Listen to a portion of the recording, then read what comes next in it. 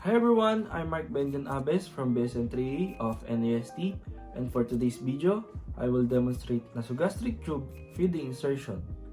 And if you would like to see what this video is all about, please keep on watching. Assessment, doctor's order, rationale, check appropriate orders relevant to patient safety, and this should be commensurate with the reason for the NG tube. Client's level of consciousness and level of knowledge and understanding. Rationale, patient must be able to follow instructions related to NG feeding to allow for passage of formula through gastrointestinal tracts. Availability and functionality of the needed materials. Rationale, this is to make sure that the equipment is functioning properly before using it on the client. For any clinical signs of malnutrition or dehydration. Rationale, to identify potential health problems and report concerns to the relevant healthcare professionals. For allergies to any food in the feeding, if the client is lactose intolerant, check the tube feeding formula. Notify the primary care provider if any incompatibilities exist. Rationale, to avoid any allergic reaction during the feeding. For planning, before commencing a tube feeding, determine the type, amount, and frequency of feedings and tolerance of previous feedings. Rationale, because tube feedings have different types and is intended for different patients' needs. Prepare equipment, correct type and amount of feeding solution, 60 ml catheter tip, MSS basin, clean gloves, pH test strip or meter, large syringe or calibrated plastic feeding bag with label and tubing that can be attached to the feeding tube or filled bottle with a drip chamber tube and a flow regulator clamp. Measuring container from which to pour the feeding. Water at room temperature. Feeding pump as required. For implementation, procedure, prior to performing the feeding, introduce self and verify the client's identity using agency protocol. Explain to the client what you're going to do, why it is necessary, and how he or she can participate. Inform the client that the feeding should not cause any discomfort but may cause a feeling of fullness. Good morning, ma'am. Good morning.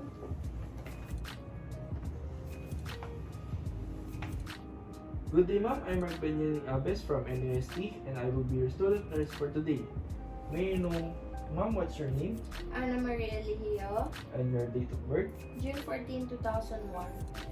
So for today, ma'am, I will be giving you your NGT feeding, and it will provide you all the nutrients that you need. But I want to make sure that you're aware that it will not cause any discomfort, but it may cause a feeling of fullness, okay? Okay. Perform hand hygiene and observe appropriate infection control procedures. Rationale, this prevents the transmission of microorganisms. Ma'am, I'll just perform hand hygiene before we start the procedure, okay? Okay.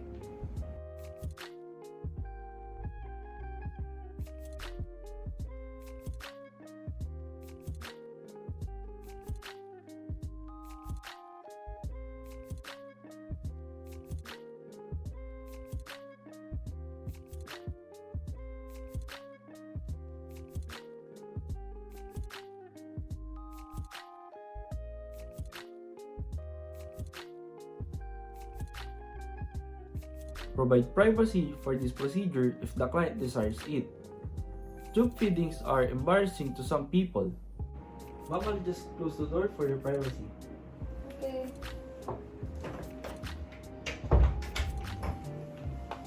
Assess tube placement.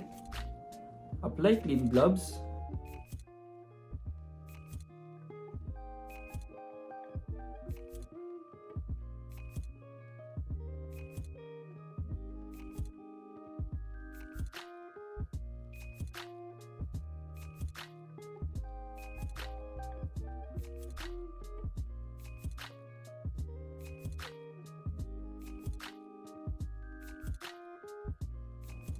Attach the syringe to the open end of the tube and aspirate. Ma'am, I'll just remove this, okay? Okay.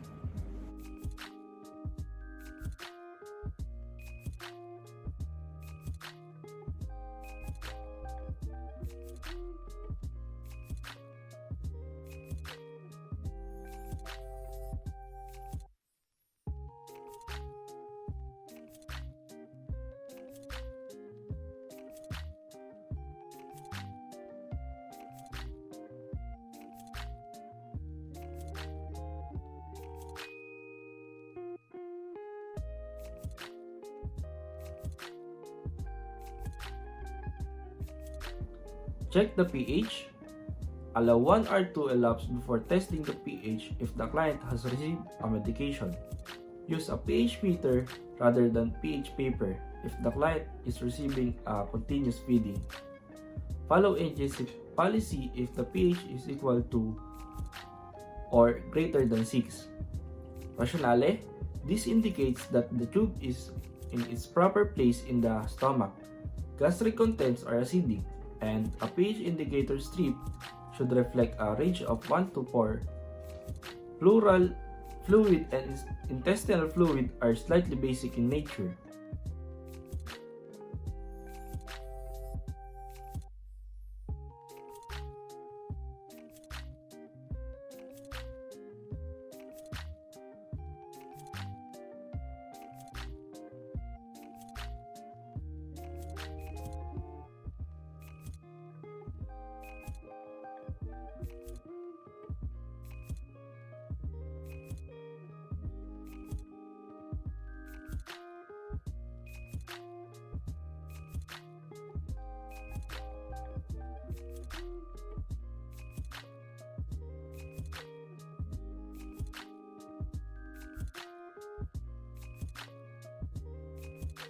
Assess residual feeding contents.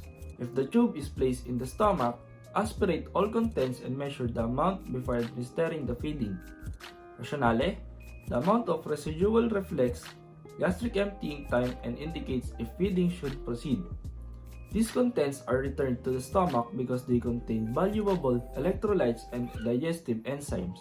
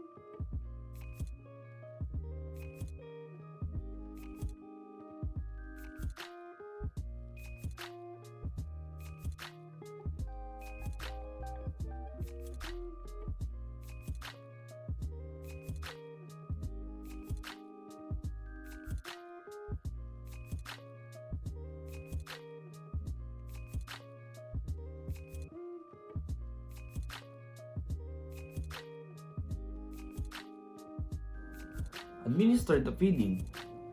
Before administer the feeding, check the expiration date of the feeding. Warm the feeding to room temperature. Rationale, outdated formula may be contaminated or have reduced nutritional value. An excessively cold feeding may cause abdominal cramps. Clamp the feeding tube. Clamp the feeding tube before all of the water is instilled. Rationale, clamping prevents air from entering the tube.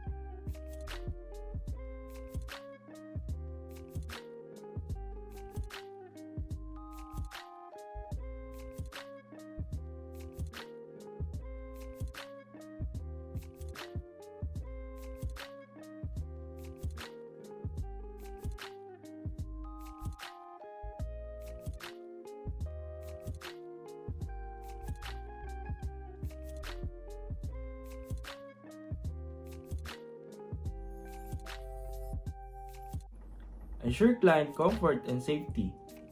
Secure the tubing to the client's gown. Rationale, this minimizes pulling of the tube, thus preventing discomfort and dislodgement.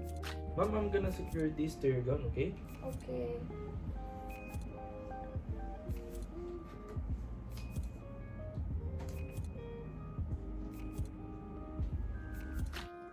Ask the client to remain sitting upright in a flawless position or in a slightly elevated right lateral position for at least 30 minutes. Rationale, this position facilitates the digestion and movement of the feeding from the stomach along the alimentary tract and prevent the potential aspiration of the feeding into the lungs. Ma'am, please remain upright position for your digestion at least 30 minutes, okay ma'am? Okay.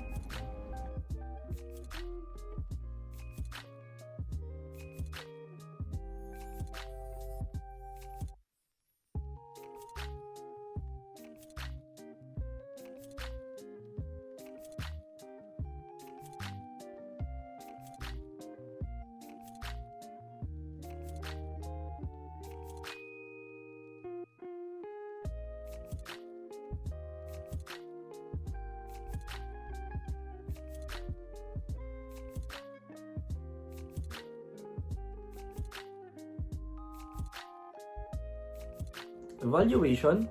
Evaluate the patient's response to the procedure. Document the procedure and other important data on the client's chart.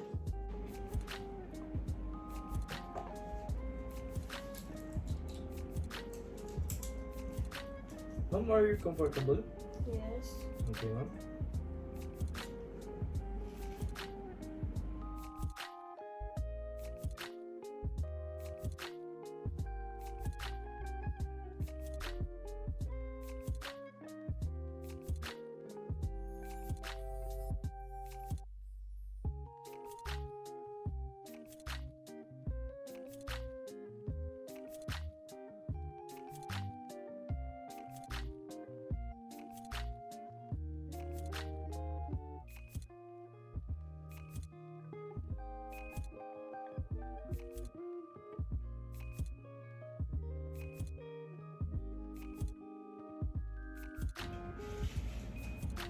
Ma'am, we're done. Thank you.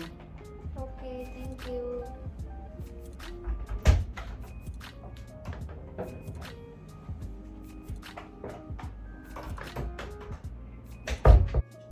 And that is it for this video. I hope you enjoy watching and learned a lot. Bye!